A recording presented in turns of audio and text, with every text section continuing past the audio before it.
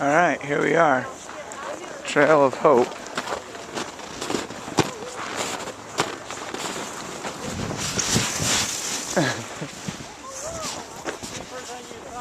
Yeah, I've done that about 10 times this week.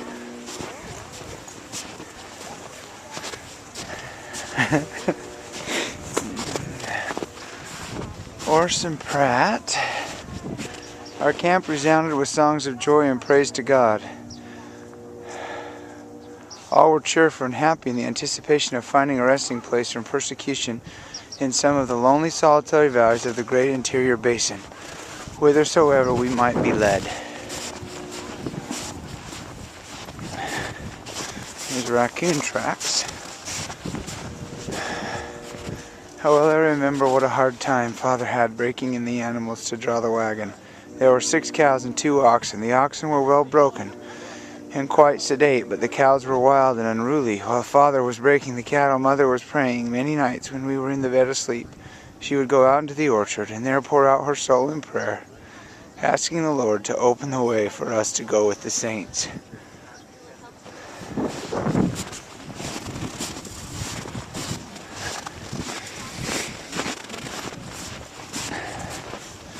Wilford Woodruff. I stopped my carriage at the top of a rolling prairie. I had a splendid view. I could see the saints pouring out and gathering like clouds from the hills and dales, groves and prairies, and their teams and wagons, flocks and herds by hundreds and thousands, as it were, until it looked like the movement of a great nation.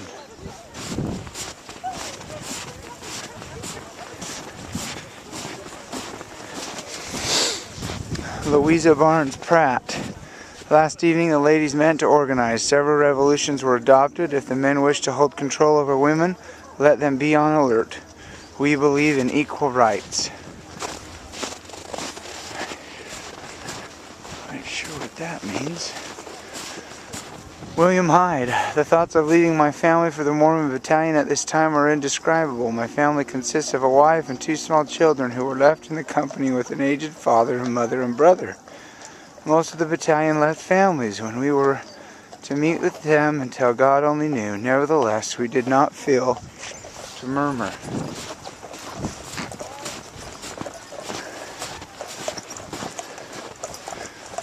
Chief Pidrich.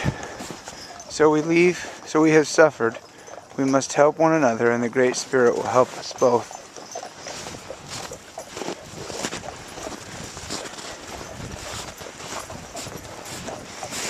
Orson Pratt. A large amount of labor has been done since arriving in this grove. Indeed, the whole camp is very industrious. Many houses have been built, wells dug, extensive farms fenced, and the whole place assumes the appearance of having been occupied for years.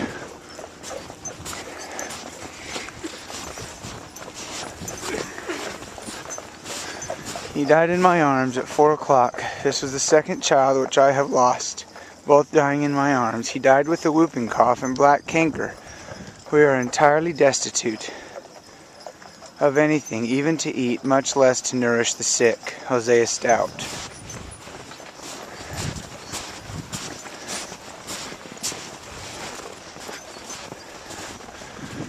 There on the banks of the Chariton River I was delivered a fine sun. Occasionally the wagon had to be stopped that I might take breath. This was a journey on, but I did not mind the hardship of my situation, for my life had been preserved and my babe was so beautiful. Zina Huntington Jacobs Young.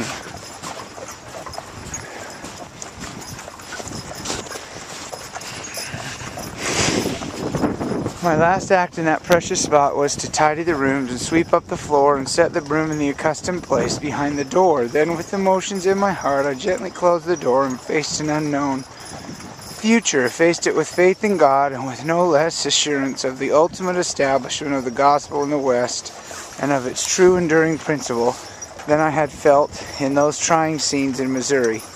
Bathsheba Smith.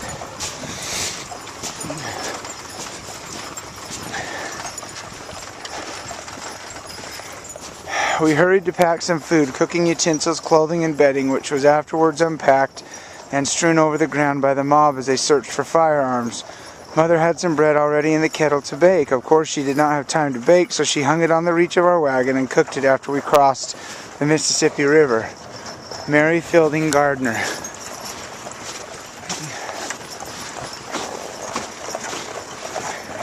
Bathsheba Smith. The fall of 1845 found Nauvoo, as it were, one vast mechanic's shop. As nearly every family was engaged in making wagons, our parlor was used as a paint shop to paint wagons. George Q. Cannon. Those of us who can remember when we were compelled to abandon Nauvoo when the winter was so inclement know how dark and gloomy the circumstances of the saints were, with the mob surrounding our settlements and threatening to destroy us, and how trying it was to the faith of the people of God. The word was to cross the Mississippi and to launch into an unknown wilderness, to go where no one knew, who knew anything of the terrors of the journey, thither of the dangers that might have to be met and contend with, who knew anything about the country to be traversed, moving with faith that was undisturbed by its unknown terrors. It was by faith that this was accomplished. George Q. Cannon.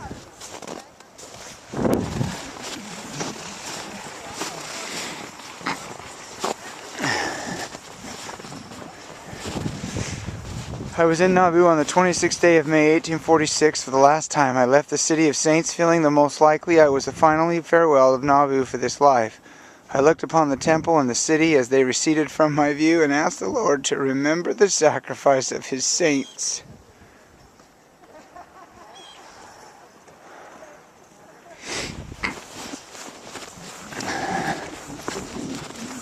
There's Randy on the trail.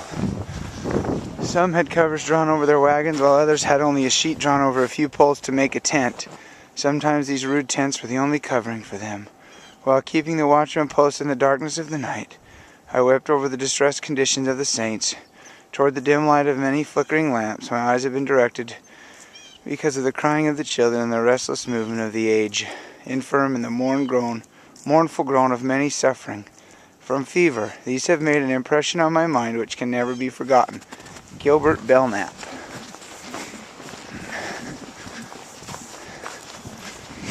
B.H. Roberts. With this advance camp of the great exodus there had come a brass band led by Captain Pitt.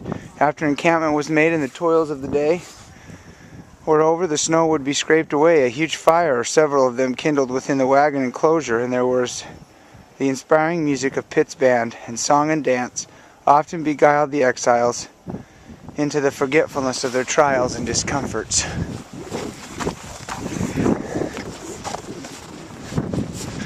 Sarah Levitt and her daughters tried to comfort her sick husband. She began to sing, "Come, let us anew our journey pursue." He sang that hymn as long as he had strength to sing it, and then wanted Elias, one of his daughters, to sing it. He died without a struggle or a groan. Sarah Levitt.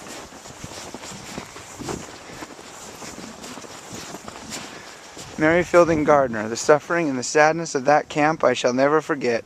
It is impossible to describe the cries of the hungry children and the sadness of others for the loss of their loved ones.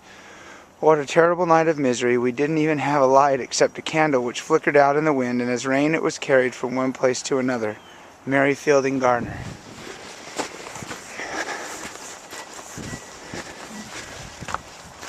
Prepared for the night by erecting a temporary tent out of bedclothes. At this time my wife was hardly able to sit up, and my son was sick with a very high fever and would not even notice anything that was going on. Newell night. Here we halted and took farewell of our delightful city.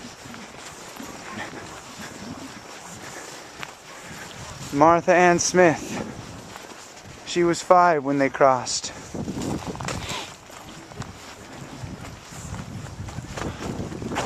Benjamin Johnson. Huh?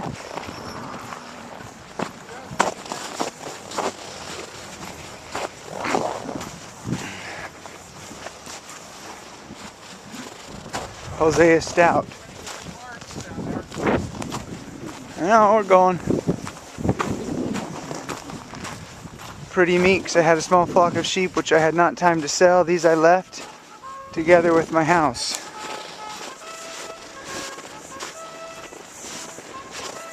Erastus Snow.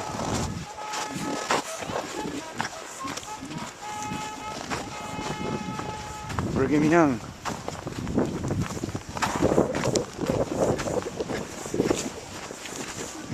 Patty Sessions.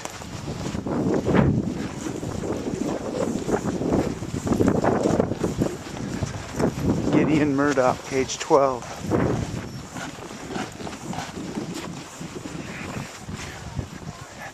Jane Johnston.